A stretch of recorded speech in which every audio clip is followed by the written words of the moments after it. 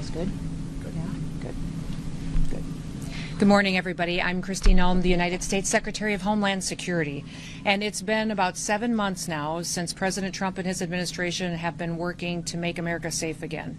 As you know, the Department of Homeland Security is tasked with making sure that we have a secure border, which we have overwhelmingly been successful with by President Trump's direction, at making sure we're enforcing our laws in this country, that the rule of law matters, and that it applies equally to everybody. We have had for 3 months in a row 0 illegal aliens entering the United States, which is the first time in this nation's history that we've seen that kind of security at our nation's border. Also, we've been working on getting dangerous, criminal, illegal aliens out of our country. Murderers, rapists, drug traffickers, human traffickers, going out, arresting them, and removing them from our communities so that our families can be safe again at night.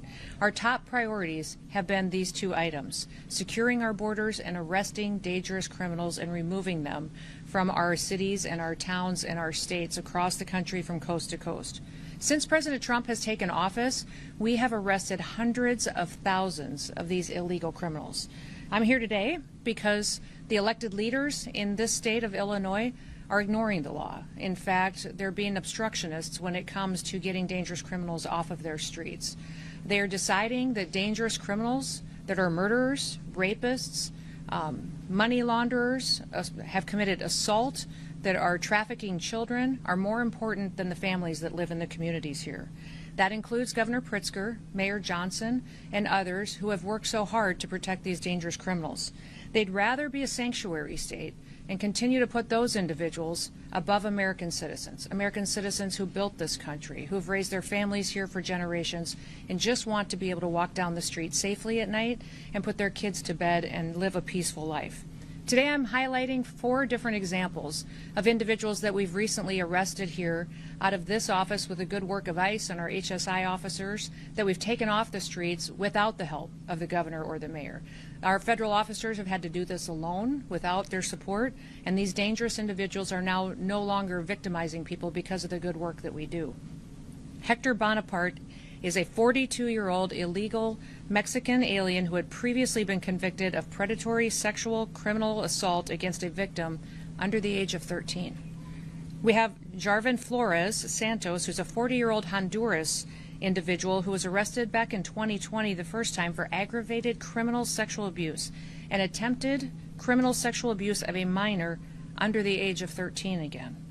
And Waldemar Jabik, a Polish citizen who had been convicted in 2014 for attempted murder and then also aggravated domestic battery. He was convicted of these after he stabbed his own wife and his 19-year-old daughter. It was not the first time that police had been called to his house for domestic disturbance, but he was never held accountable until recently by these federal officers. Dongay Silas, a 33-year-old illegal alien from Micronesia, has had 3 DUI convictions, and as well as convictions of criminal mischief, of wanton endangerment, and driving without a license. These individuals would still be out on our streets today, committing crimes and attacking people and harming them and hurting our children if Governor Pritzker and Mayor Johnson had their way, because their choice has been routinely over and over and over again to release these criminals back on the streets. The debate over so-called sanctuary policies has real consequences. It has consequences for our law enforcement officers, but also for the families that live here and the businesses that are just trying to provide for their community. Governor Pritzker and Mayor Johnson are answering that question every single day of who should be our priority, who should be our responsibility, and over again, they're choosing criminals. In just the last 7 months, ICE has issued over 1,664 detainers in Chicago alone. 1,664 detainers we have lodged against violent criminals, and that is a 106% increase over what was issued during the Biden administration. Unfortunately, Chicago and its leadership has only honored 8% of those. That means every other person, when they're released from paying for the consequences of their crimes, back onto our streets without any notification to individuals or to the families that have been victimized by them. By getting those 8% at least off of the street, the brave men and women of ICE are saving American lives. Yesterday we announced that Now our ICE officers are facing a 1,000% increase in assaults against them. And you read about the stories and hear what's happening from coast to coast every day in our national media and in our press. But it's in large part due to the pro-sanctuary state and cities policies and the language of elected bureaucrats and politicians that are reckless with their lives and endangering their families. Every public official should talk about and work to protect people, to keep them safe and American people's lives safe. I want you to look at the contraband that's in front of me. We have 20 kilograms of fentanyl that's in front of me on this table. That's enough to kill 10 million people. And here out of this office, this was interdicted just days ago here in Illinois. And because these federal officers have been out on the streets picking up criminals and dangerous individuals, we were able to take this 20 kilograms of fentanyl off the streets and save over 10 million lives. They're also keeping these weapons out of the hands of criminals that would use it to rob and assault and to murder individuals in these communities. Unfortunately, all of the politicians that have spoken out against their efforts, their desire appears to be that they would like to have more of this on their streets, more drugs out there for their kids and families to be victimized, more guns out there committing crimes. That is not the work that we do in ICE. The work that we do is to protect people and make sure that we remove these weapons and drugs off of our streets and hold those criminals accountable who would go forward and continue to use that to harm individuals. I just want to ask you for three things today. Number one, I want to ask you to support your law enforcement officers. Have their backs. Every single individual that's out there that is noisy and attacking them right now is having an effect that's ratcheting up the rhetoric and distorting facts and not allowing the facts to get out of what the work that they're doing every day and what we've done to help victims get some justice for the harms that were perpetuated in their lives. Those of us that appreciate the work of our law enforcement officers, the fact that we're a country that doesn't pick winners and losers. We apply the law, and if we don't like the law, we should be going to Congress to change it. But that is what these law enforcement officers do, is they continue to uphold the law and make sure it applies equally to everybody. Second thing I'd like to ask you to do is stop putting criminals first. Stop making them the number one priority. They are perpetuating harm on American citizens, and they need to be held accountable for it. And number three, I would ask that you think about the family members around you, the people you've spent your time with, the American citizens that live next door to you in your community. Start thinking about what kind of a community they want to live in, what your city should look like, what their families deserve, and put them first. Make them the priority because they're the ones who've invested in this country, and keep it safe and keep it productive and keep it the best country in the world.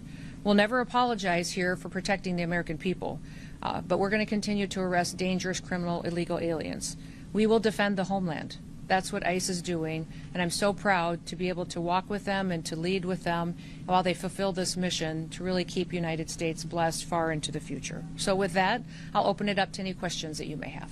Secretary? Yes. You guys have spent $20 million of taxpayer dollars on Canadian to get people to self-deport using the CBP Home app. How many people have actually done that? What's been the return on investment for taxpayers in that campaign? Well, actually, the 20 million campaign was to send a message to people that if they were here in this country illegally, that they should go home on their own. If they wait until we arrest them and we have to remove them, they'll never get the chance to come back to the United States. So it wasn't just on the app, it was also encourage them to voluntarily go home. We know thousands and thousands of people have used the app, but we also know that hundreds of thousands of people have left on their own, not utilizing a government program to do so. I've been to, I think, 10 different Central American and South American countries and visited with their presidents, with their foreign ministers, interacted with the Department of State, and over again I'm hearing that hundreds of thousands of their citizens are coming home voluntarily. They've seen the ads, they've seen the messages on social media that if they go home on their own, they'll get the opportunity to come back to the United States the right way. And so most of these countries as well are setting up programs to welcome their individuals home. They have housing loan programs that they're setting up. They're allowing them to have food assistance for several months. Several of the countries I've recently visited with are training individuals and workers to come home because their economy has a need for those individuals. So sending that message has been extremely helpful in making sure that people know that here we're going to enforce our laws and that there's a right way to come to this country. And you're going to be allowed to do that if you voluntarily leave. Do you have like current comprehensive numbers, specific numbers? We can get it for you, but each specific country has given it to us along the way. But I would say we believe over 1 million people have gone home on their own. Since the CBP Home Act? Since we have started this administration, yes. But we've arrested hundreds of thousands that have gone through our system. Yep. Secretary, as of July 27th, you've got the contraband display here. Mhm. You're talking about the worst of the worst criminal illegal aliens. Mhm. As of the 27th, this is ICE data analyzed by track. 71% of current ICE detainees have no criminal convictions. No, that's not true. Of those that do, Charges and convictions, over 70% of them have pending charges against them or criminal convictions. The others all have final removal orders, which means they're eligible to go back home.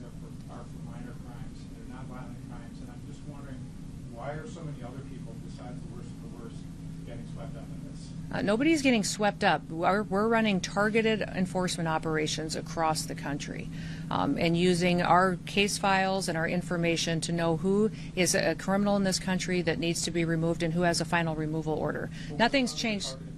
Huh? What's wrong with that targeting then? What's wrong with our targeting? Yeah. Why are so many other people who are just here to work and they're following the law? Well, they're not following the law if they're here illegally. There's a right way to come to this country, and so. Yes, but they're following criminal laws. You're talking about criminals, sir. Yes, I'm talking about criminals in these situations, absolutely. But we also have every situation where we have those that have final removal orders need to go home because their due process is over and they have their paperwork and they're ready to travel. So that has been the priority since the very beginning. Nothing has changed, and over 70% of these individuals that we have gone out and arrested and removed from the country have had those pending charges and criminal convictions against them. That has always been the goal of the president. What is Yes. your policy specifically about identification masks for ICE agents? Are they being told they do not have to identify themselves? ICE is always wearing something that identifies them, who they are, and what operation they're out on. I would say that they wear masks at times to protect their identities from dangerous situations.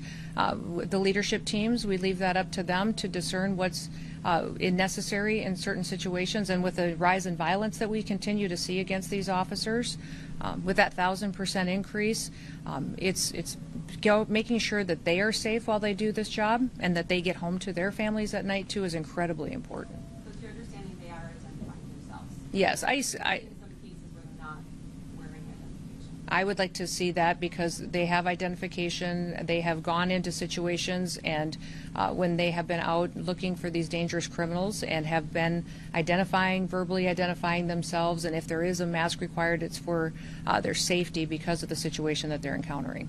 One more question. Like that? Secretary, Yeah. you mentioned that it's been harder to work with officials in Illinois because of the way the government functions, but you're also on a mission to hire thousands more ICE officers and detain folks who are in Illinois. So how are you doing that, hiring people within the state, or people that are willing to work in the state, and where are those folks going? Yeah, the response has been overwhelming. Part of the big, beautiful bill that President Trump advocated for allocated to us the resources to hire 10,000 new ICE officers. We have had that open for less than a week, and we have over 80,000 applicants for those jobs. So they're from all over the country. Some of them are retired ICE officers that want to come back now that they're going to be allowed to do their jobs, some retired CBP or other federal officers. And then we also have a huge amount of interest of people who just want to have their backs and work alongside them. So what we're doing then is to get them trained up as soon as possible.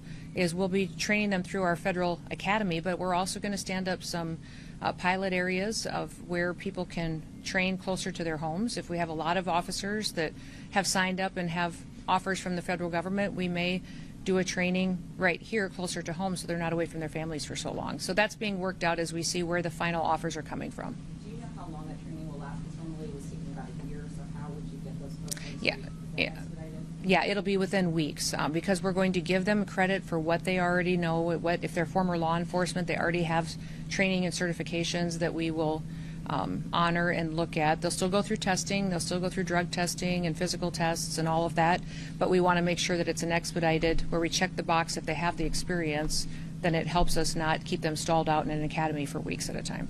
Secretary Noem, I just wanted Sure. to ask how ICE operations have been impeded by sanctuary city policies, if they have, and do you feel like you're still on target to reach the amount of arrests that you would like in those sanctuary areas? Well, the lack of information sharing is hard. I would say anybody who serves in law enforcement would say they're used to partners.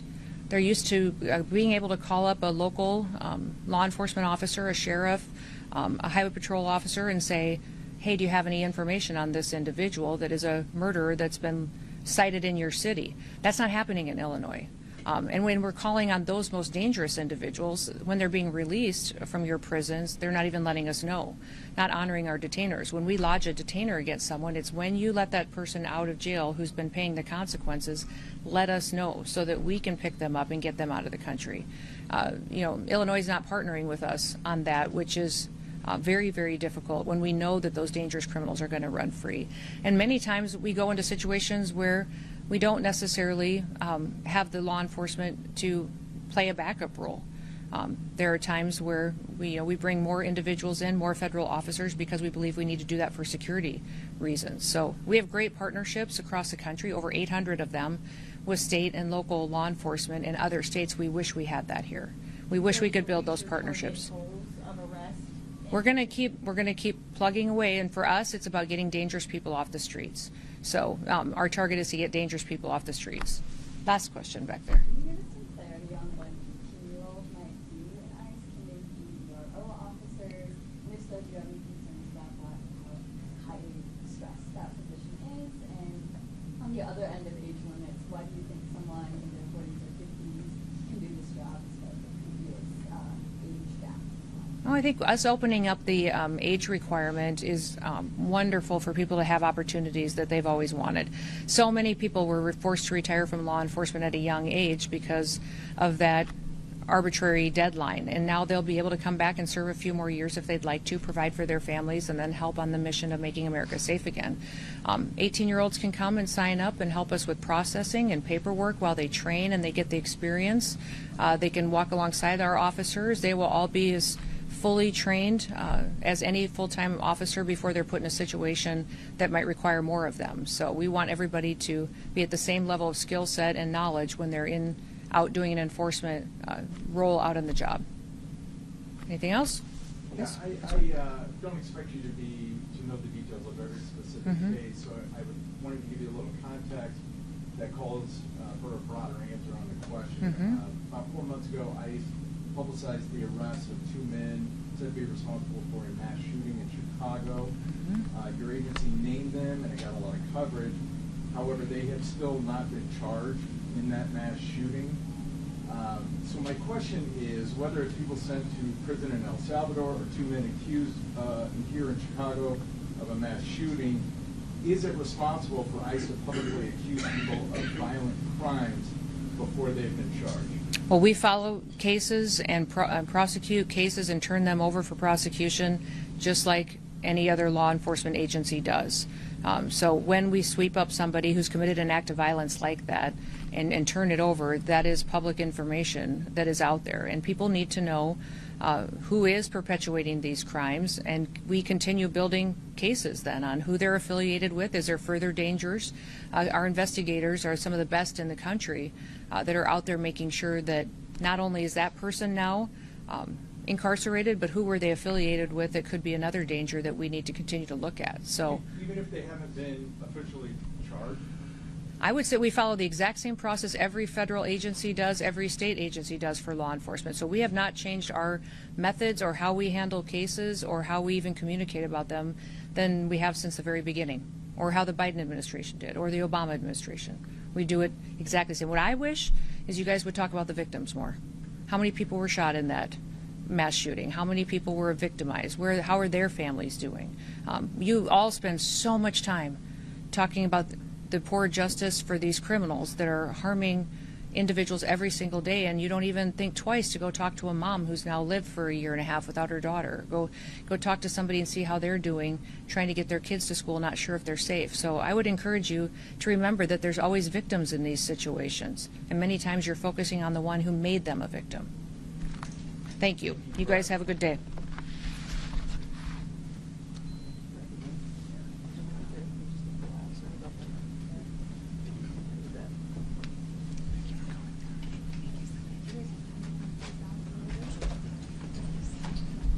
guys have time to sit down for a little bit? Yeah. We can chat and visit a little bit?